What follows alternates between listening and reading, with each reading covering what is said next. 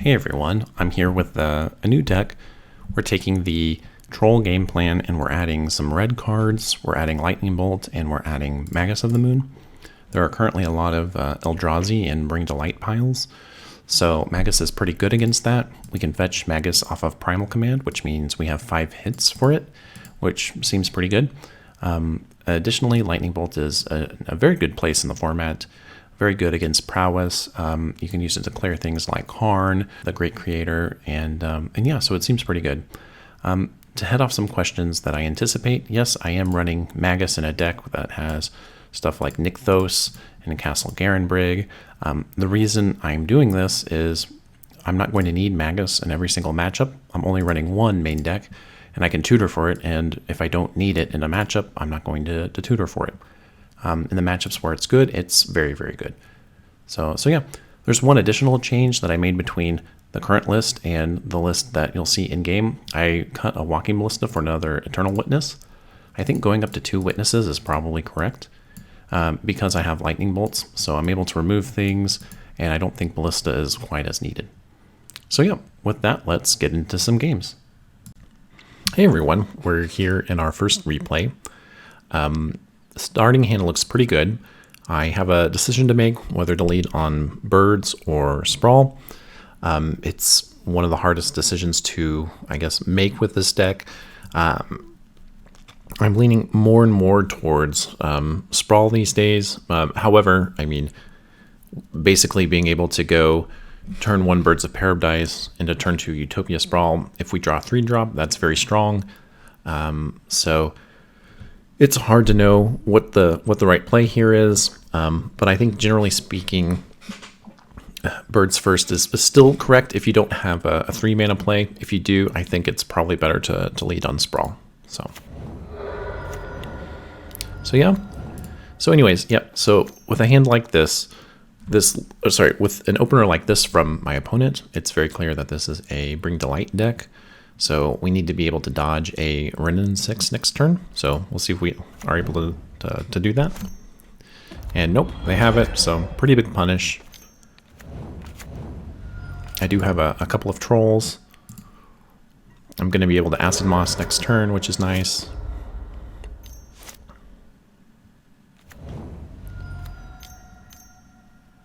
Alright, and he just Valkyries. Yeah. So, yep, so this is kind of brutal. So he shouldn't have enough mana next turn to activate Valky. Yeah, and I should have gone... Yep, this was a pretty big mistake by me. So I should have nuked the Utopia Sprawl. So he couldn't have done this. And so, yeah, I got pretty punished. So that's more or less the end of it.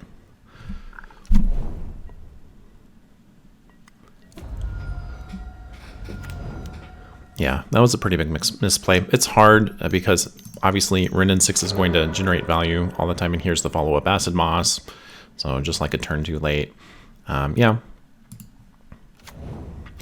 Yeah, so I got punished pretty bad here by Valky, which is not actually something I'm used to playing against, but now that I know what it does, I'll be able to play around it much better next time.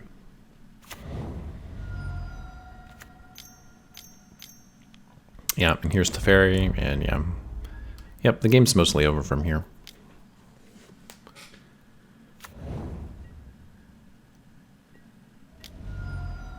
Yep, and game is over. So our sideboarding plan was to take out the bolts, take out Hornet Queen, and then we added in 3 Blood Moons, an Acid Moss, and the last Gargaroth. Yep, so opener here, very, very solid. We have Blood Moon. We do have Nykthos, which is a little anti-synergy, but in this matchup, it's worth it. Yep, so he's going to get 1 basic, and that's it. So yep, it's very important when you're playing Blood Moon. Always get your second forest source. Your basic forest source. Yep, he has Renin 6, but that's fine. Yep, now I get to go Llanowar Visionary, and we're off to the races. Yep, so he has double Ren. That's fine. Yep, so he's stuck on 1 green now. Yep, and that's the game. Yeah, pretty easy. So yeah, an opener like this I decided to keep. I think if you have at least 3 dorks, I think keeping a 1-lander is an okay plan.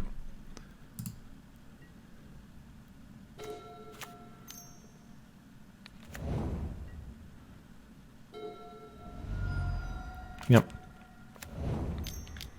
Yep, they had Wrenn and 6 every single time, so. Yep, we top deck a land, which is nice. Yep, we're gonna go double dork, force him to ping it with Wrenn, and he had 2 Wrenn and 6s every single time. So sometimes they have it, sometimes there's not much you can do. Oh yeah, so I think I think it almost would have been right to get an Arbor Elf. I'm not sure.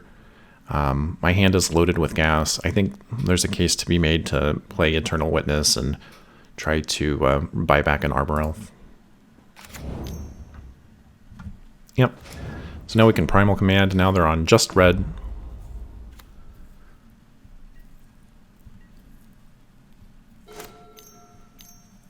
Yep, so I decided to jam Gargaroth here and try to put my biggest threat forward. Yep. So, yeah, that's unfortunate. So now he gets a treasure token. I can still deal with it, though, with Vivian Reed, thankfully. So, yeah, I can clear the Wrenn and 6. I decided to go for board presence. My hand is pretty much gas, and he has a lot of planeswalkers I need to take care of. And yeah, so that Acid Moss there, I think that was probably the right play. I guess Vivian Reed was the other play to take him off of the treasure token. So I think there was some consideration for that. I think that this as is was fine.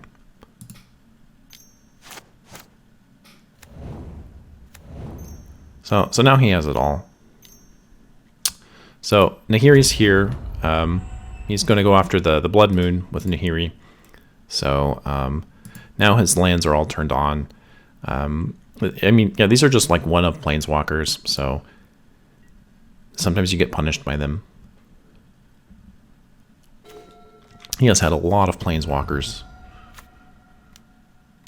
Yeah, that's fine. So I can still clear Nahiri with my beast token, so I'm really glad I kept that around. So now I'm going to try to take him. Now I decided to go there for the land that taps, even though it cycles. You're giving him a cycle potentially, but I need to keep him off of 5 mana if possible. Yep, and here comes Teferi. So he's going to be able to bounce my token. So creating the beast token here actually ended up paying pretty significant dividends. So the pressure was extremely relevant. Yep. So we're going to try to do it again. We'll see if we can keep the board clear. So we're clearing Teferi here.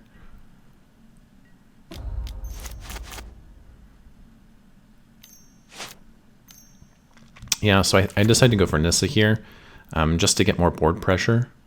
So with all of the planeswalkers he's running at the moment, so I need to just establish as much of a board presence as possible. Yep, another Assassin's Trophy. And the third Wrenn and 6 is coming, yeah. So I lose my Nissa. This is actually a pretty big deal.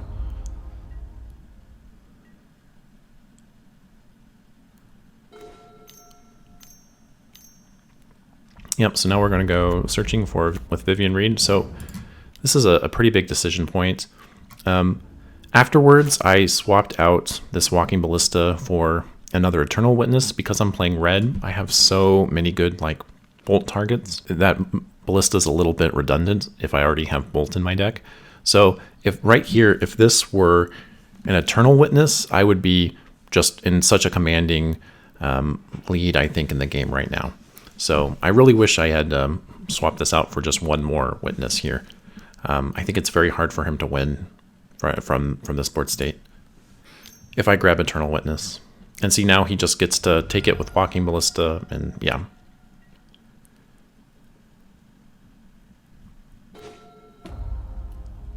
So yeah, I'm mostly not finding much. Going to try to close out the game here. Yeah, Kaya's Guile, gonna make me sack a creature.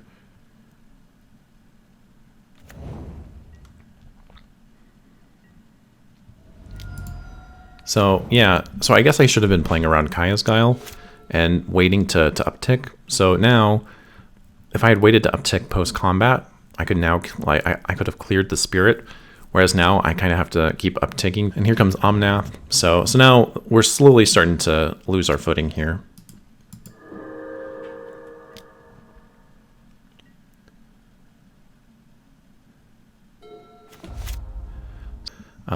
Drew a Llanowar Visionary, or sorry, drew a Nykthos, and then also got a Llanowar Visionary. So now I'm sort of floating out pretty badly, actually. Really missing that second Ewit, I think. So I decide to block here with my birds because it's not really doing anything at the moment. So now I'm just drawing really lots of things. So there's a case to, but I guess I have to leave a Shaya back. Yeah, so I have to sack another creature. So now he has a lot of flyers on board. So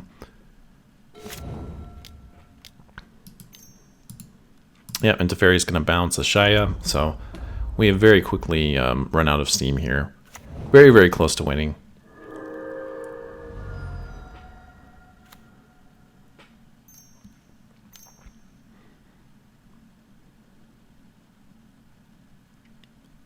Yeah, but here's Yorion. So now he's just going to flicker everything. I'll be able to kill Yorion. But yeah.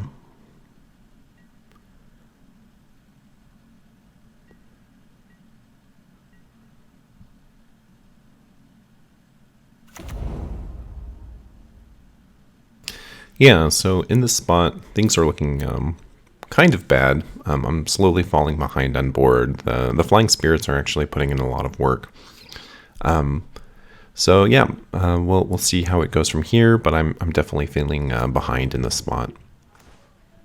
So yeah, just kind of flooding out a bit, not really finding the rest of my top end like I hoped. But yeah, got a Gargaroth now. So if I can stick a Gargaroth, I accidentally mistapped here, so I meant to tap the Nykthos to add Devotion for green. I think I chose something else, and that meant I ended up having to tap a whole bunch of my Visionaries. So unfortunate that I don't have them back up to sort of block to try to protect my Nissa. Because now he can use this Teferi to bounce, so, and now he can kill this one and then bounce my Gargaroth.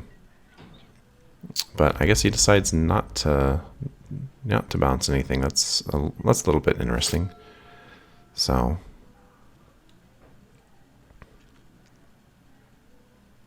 yeah, at this point, I got ambushed by a baby again, and so I had to go. I think in this position, though, it's probably not looking very good for me. Obviously, he could have bounced my Gargaroth and then swung at Vivian Reed because my Visionaries were tapped, so he obviously has some kind of removal. So it's not looking good for me in this spot, and I just sort of resigned the match here. But I will say, I think the deck actually kept up pretty well. It was a very vivid back and forth, and I think it performed pretty well, even though it looks like I'm in a losing position here. So I'm pretty happy with how the deck went. Okay, so we're here in our second match. This hand I don't think is really keepable, so I think we're gonna mulligan it. Or actually, I've been going for the greedy keeps these days. It looks like I hung on to it. I guess having access to Utopia Sprawl is pretty good. So we'll see. We'll see if I get punished here. And no, I don't seem to be getting punished at the moment. Yep, draw into land. Just a top decking genius. But yeah, I probably should start doing this list. And so okay, here's an important point. So he went into Klothys, right, for his turn 3. And one of the reasons the Ponza matchup is so good is I really don't care about Klothys. Sure, he can eat stuff in your graveyard. Sure, he can eat your Ewit targets. But he just doesn't impact the board while I'm ramping into like my Primal command. So and now here in this position, I think it's probably best to just go get an Elder Gargaroth, and he can't do anything about it. Like, how's he going to kill an Elder Gargaroth? Like, I mean, is he going to double bolt it? Like, he's going to be in a very bad position here. And this is what I mean when I say that the Ponza matchup is actually extremely favorable. We just out mid-range them during the mid-range part of the game, and then we just go into the Primal Command and Eternal Witness nonsense, and they have very little counterplay there. The way Ponza can beat our deck is if they go with Stone Rains, but they're basically just running Pillage these days, and it's simply not good enough to beat our deck. So yeah, he has a Magus, that's fine. Yep, that's more than fine. I get to prevent life loss with my lands. So, and we'll start swinging in. And now I'm going to have a Vivian Reed to back it up. He's going to exile stuff to get more mana. Yeah, Seasoned Pyromancer. See, this is the other thing. Like, Seasoned Pyromancer is a very wimpy card. Like, this card may be okay against, like, more control decks where you can kind of outgrind them with card advantage. But like against our deck, this is the wimpiest target. Like he's about to get steamrolled by a Gargaroth.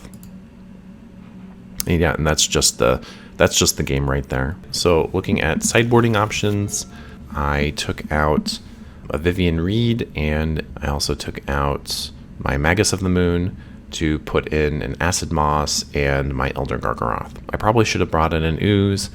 I probably should have cut something else, like maybe even just one Old Growth Troll or a Birds to bring in an Ooze just to annoy Klothys, but I don't think it's super necessary, but it's not a bad idea. So yeah, so here's our opening hand. It looks really great. We're going to be able to ramp into Troll and good times. So yeah.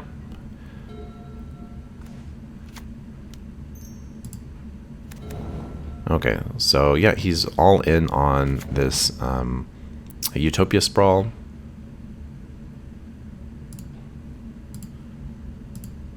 Okay, so I wish I had some land destruction here, but it's going to be another turn.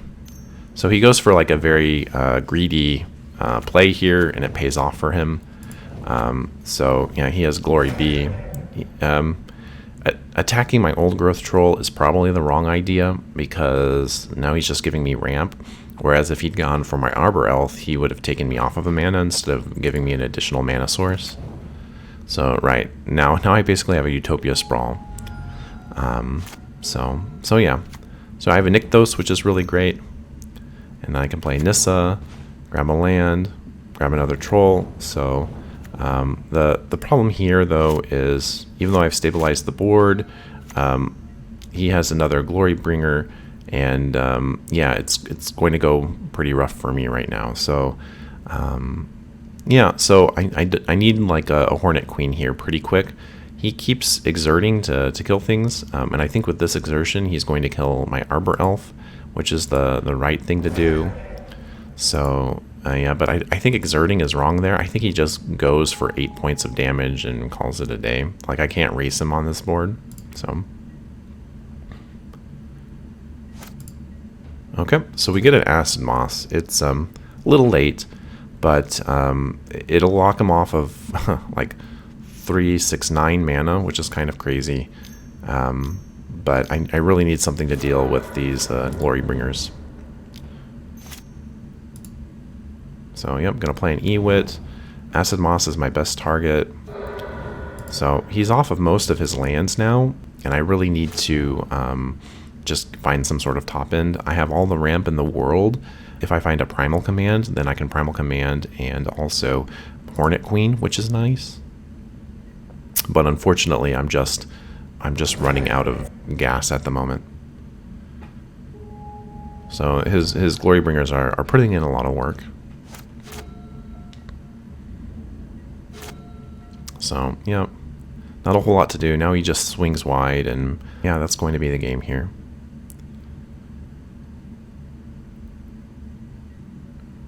Yeah, I mean, I get one more top deck, but I don't think there's really, I guess maybe literally Hornet Queen off the top, and yeah, I'm not able to get that. So yeah, really explosive starts like that from Ponza on the play. They're always going to be tough to deal with.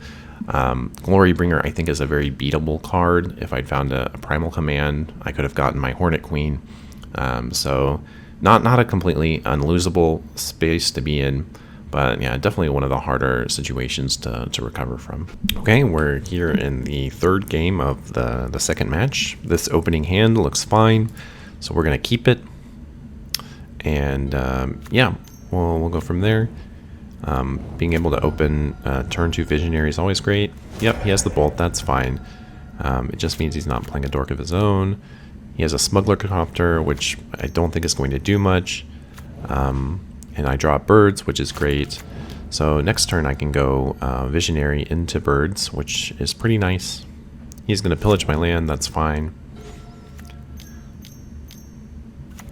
We're going to keep drawing, keep drawing.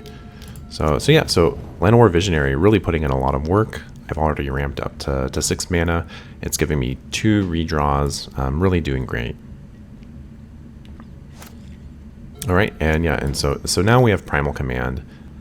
Now I can choose a Primal Command target of some kind. I could choose Smuggler's Copter to prevent the shuffle, or I could choose a land, and if he wants to shuffle away a land when he's at 4 mana, I guess that's also fine. Cindervine's here. I think that's a bit of an over sideboard card. I don't think this is very good against a player playing Primal Command because I can just gain back all the life I need. So I think this is a pretty questionable sideboard choice. So yeah, we're just going to go Troll. And oh yeah, so the great thing is, of course, with Nykthos, Old Growth Troll is free because the devotion he adds powers it exactly. So yeah, so I'm able to play a Troll for free. And we're going to Primal Command. I choose the Stomping Ground. If he wants to shuffle it away, that's fine. And yep, and there's the concede. So yeah, the deck works pretty well. As I've said many times before, I think Ponza is a pretty easy matchup. We're the land destruction deck, they're not. And even on the draw, when they do things like turn 2 Klothys, it's not really something you need to be afraid of. So yeah, and I think Troll actually put in a lot of work in this match. Okay, and we are here in the third match. We are against a Lurrus deck of some sort. And because we're against Lurrus, I think I'm probably going to keep this hand because I can hide my dorks behind Utopia Sprawl, so this is a pretty fine keep. So yeah, he mulligans to 5 cards.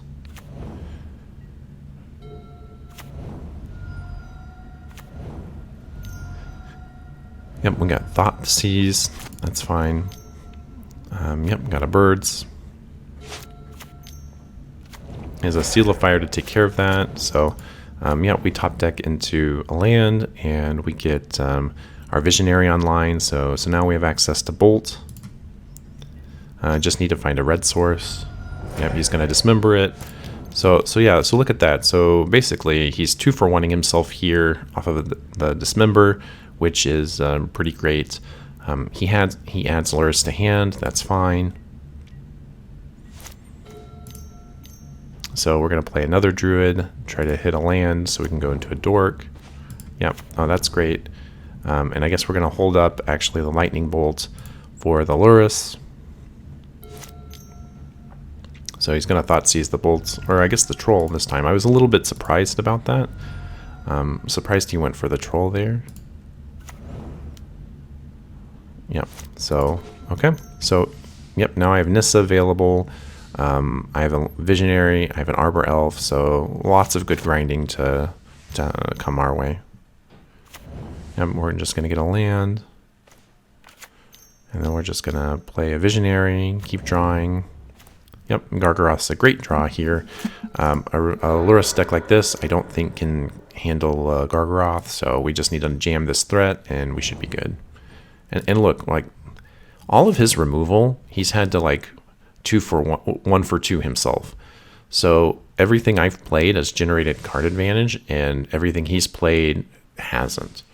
I mean, he has Lurrus in his hand, but, like, I've drawn 1, 2, 3 cards, 4 cards this game so far, and he's just been busy removing all of it. So definitely a real great value for us here.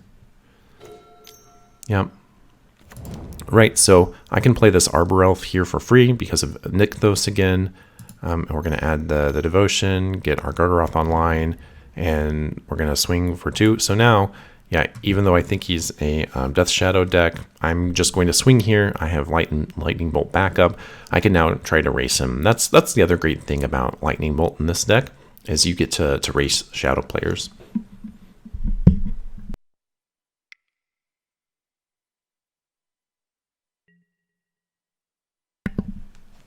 Okay, we're here in game 2 of the 3rd match.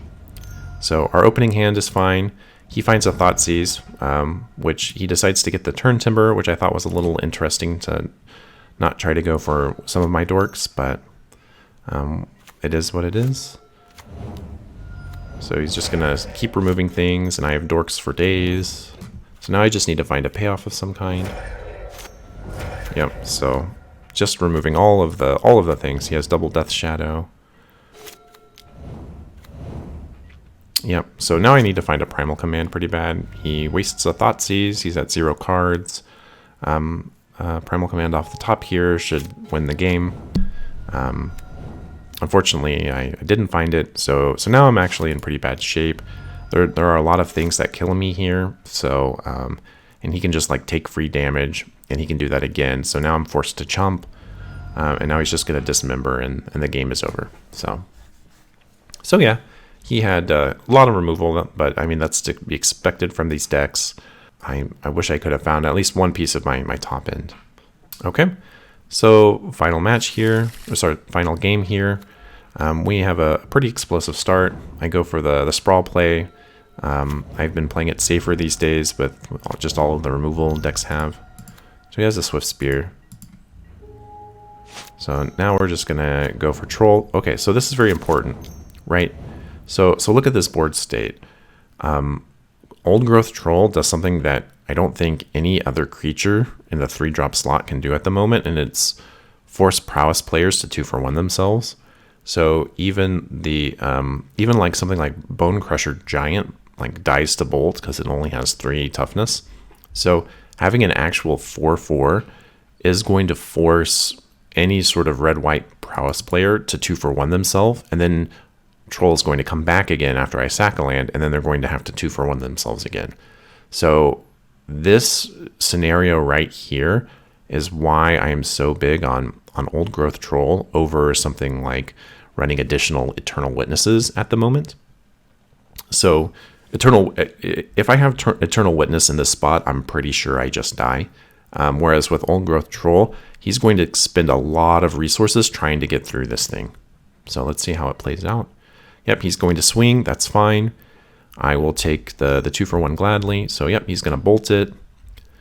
So he has to overkill it, right? So he's spending 5 points of damage to kill a 4 health target.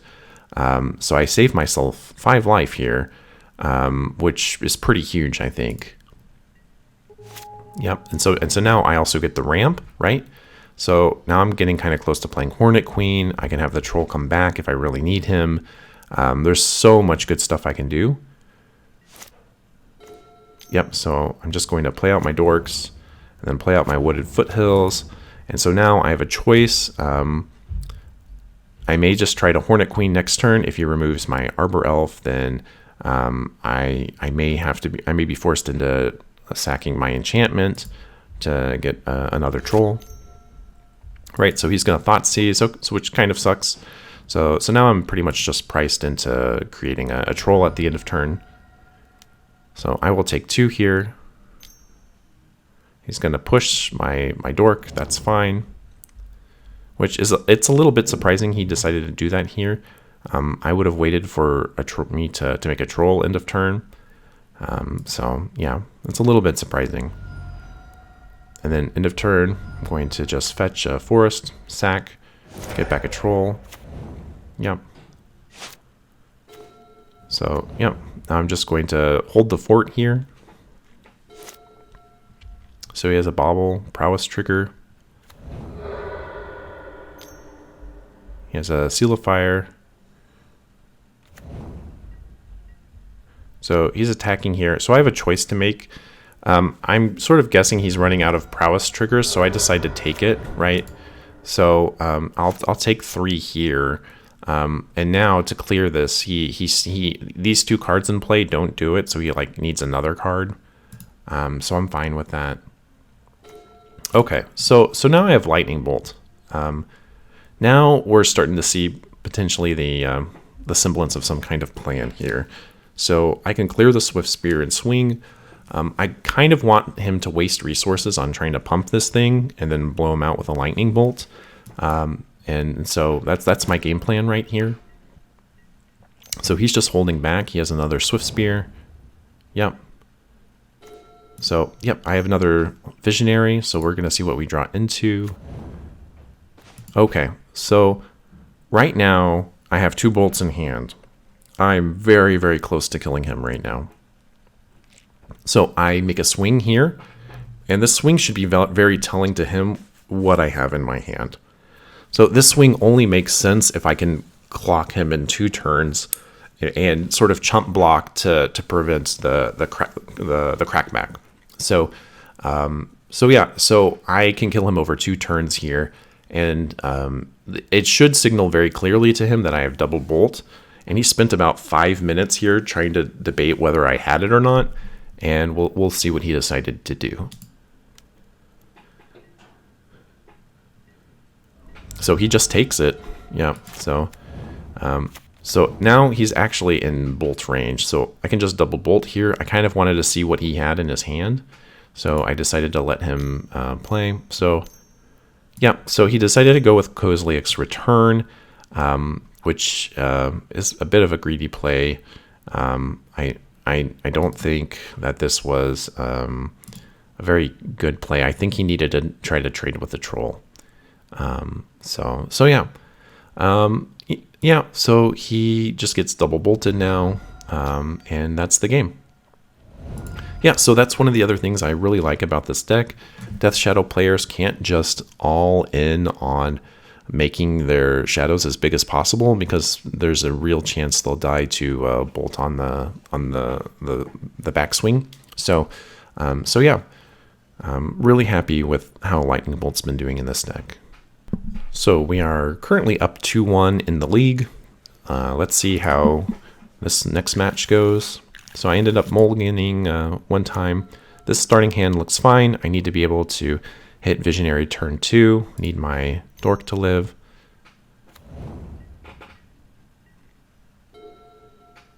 Okay, so we're against Tron.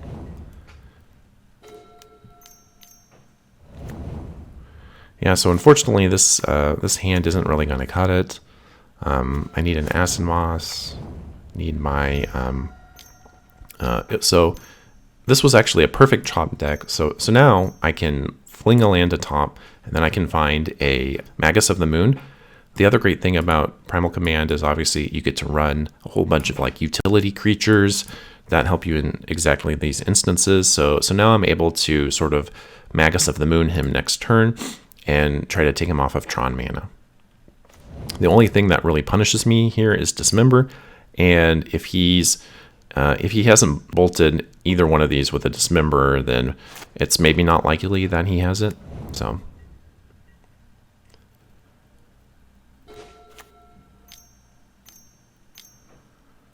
So play my Magus, lock him off stuff, and then now we're going to try to stabilize under either a Turn Timber or a Vivian Reed. And he actually had the Dismember, which is a bit shocking. Actually pretty shocking that he had it there. But yeah, so now we're kind of in a bit of a bad place. Yeah, so now we're just going to lose, I think, to Tron land stuff. Yeah, now he just plays Ugin, and I don't think there's a lot I can do about Ugin at the moment. He has Karn down, so now we are mostly in a lost position.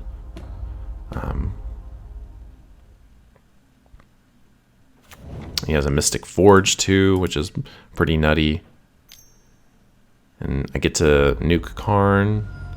I'm still in a pretty bad place. I have a couple of draws I can draw out of, but they're not great. Yep, I'll just keep drawing cards here and not finding answers.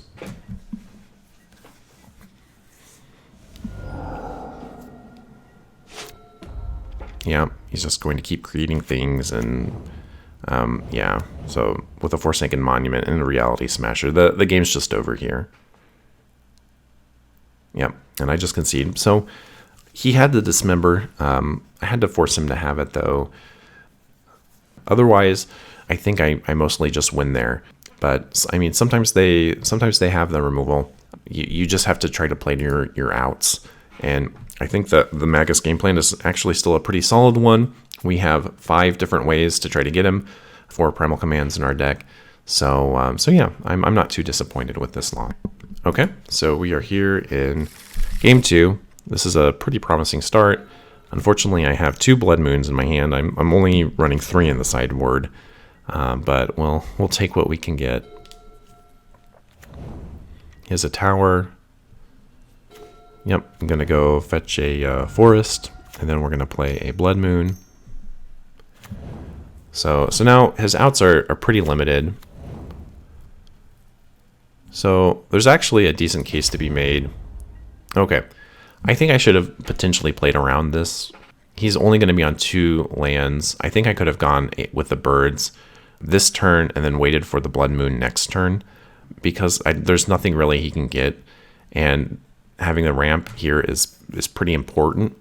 So I think I should have just gone for the birds this turn to try to avoid the Chalice play.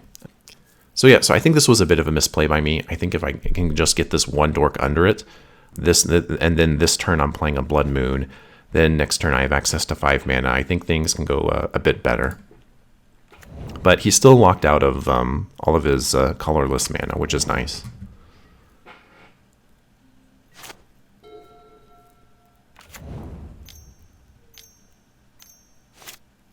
And he has a Mace Mind Tome. So, and now I draw into 2 dorks. Now I'm just severely punished for not trying to get under the Chalice. I should have thought ahead in the turn, and now I get even more punished because the only thing he can play is Karn the Great Creator, and that's actually a pretty decent find. And so now I'm just flooding out under Blood Moons. It's basically GG here. I needed to get under this Chalice, I think. And I think it's pretty reasonable to assume that they're going to have some amounts of Chalice. And there was no reason to not play a Blood Moon the previous turn. So yeah, so now it's going to be very hard. Yeah, now I just concede. So yeah, his one and only out here really was Karn the Great Creator, and he was able to find it. I still think this was a decent showing for the deck. I think it was still doing what it needed to do to try to win this matchup. And I think I could have played a little bit better. All right, we are currently 2-2, and this is the last match. So this is a fine start. So, okay, leading on a basic makes me wonder if we're against Storm.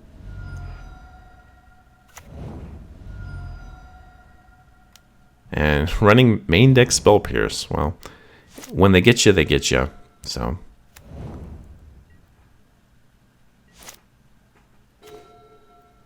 So, yeah.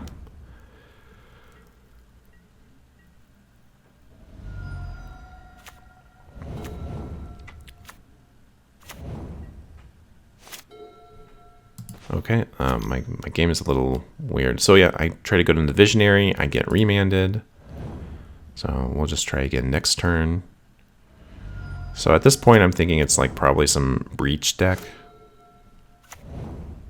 Oh no, this is like a Dwarven Mine combo deck. So he's just gonna play like an Emrakul or something. Yeah. Yep, so he has an Emrakul now. So yeah, now the game's just over. So that's fine. Next game, we'll have lots of decent options. So for this match, we take out the Lightning Bolts, we take out a Hornet Queen, and we take out the Ballista. We add in all of our land destruction, all of the moons, and yeah, just go from there. I decided to leave the Veils out. I think that this is going to be better won as like a land destruction match. I mean, they're just running things like Remand. So yeah, this is a fine keep. So I'm going to go try to do the turn 2 Acid Moss. We'll see if I can pull it off.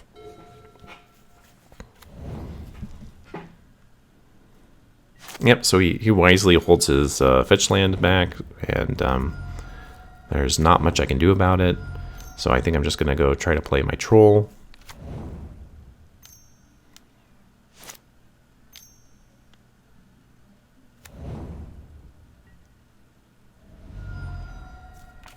Yep. So now he's played his land. Here, let's pause it. My game is lagging a little bit. So yeah, we're going to attack with Troll here. And then I think we're going to try to Acid Moss, see how it goes. Yep, and since I drew a land, I can swing with both. Put him on a slightly faster clock at 5 a turn versus 4 a turn. And yeah, we're going to see if I'm able to pull it off.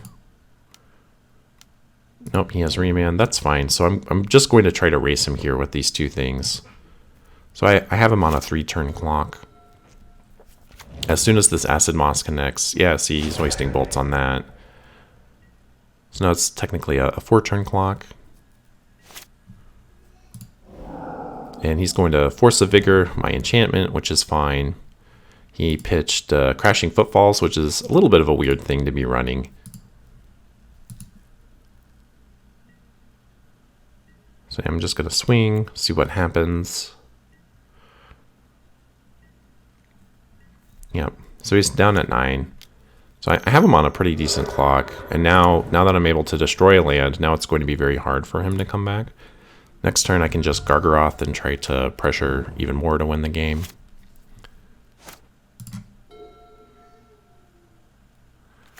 So I apologize, this is my Magic the Gathering Online replay system seems to be lagging out quite a bit.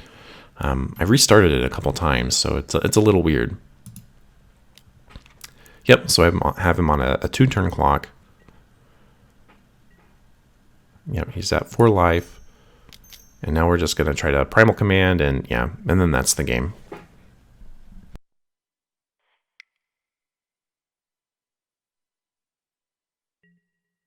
All right, and we're back. And so now we're going to, we open actually another excellent hand. So if he's going to start off with Serum Visions, I think I just jam the Arbor Elf. I think that's the play here. Yeah.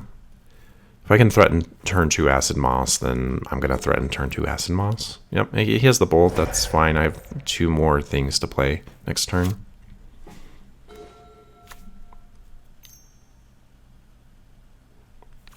Yep, now we have all the things. So now I'm generating enough mana that I think I can almost afford to play around Spell Pierce, potentially. So he's been stuck on 1 mana. This is his 3rd turn. Spell Pierce is like one of his only outs here. So I almost want to see, I can get up to 6 mana next turn by going Visionary Wooded Foothills and then Acid Moss the following turn. So I'm pretty sure I'm just going to do that. So right, like I have so much mana right now. I don't need to walk into Spell Pierce. And yeah, see, look at all this. So next turn, I'm going to be able to have enough mana to avoid Spell Pierce. And he's stuck on another 1-lander hand. So now I just get to play around Spell Pierce the entire game. So my gamble paid off. So he's going to Force of Vigor. That's fine. So let's see how much mana I have here. So I have 4, 5, 6. I can still play around Spell Pierce. Yep. So, yep. And there's GG's. yeah, so nice little 3-2 league. Really happy with how the red splash version of the deck is going. I think Troll really performs well in Prowess matchups. And I think the deck has some decent reach and grind to it. So yeah, so I'll keep refining the list. I'm going to be playing around with the sideboard a little more, I think. And yeah, and just go from there. So thanks for watching.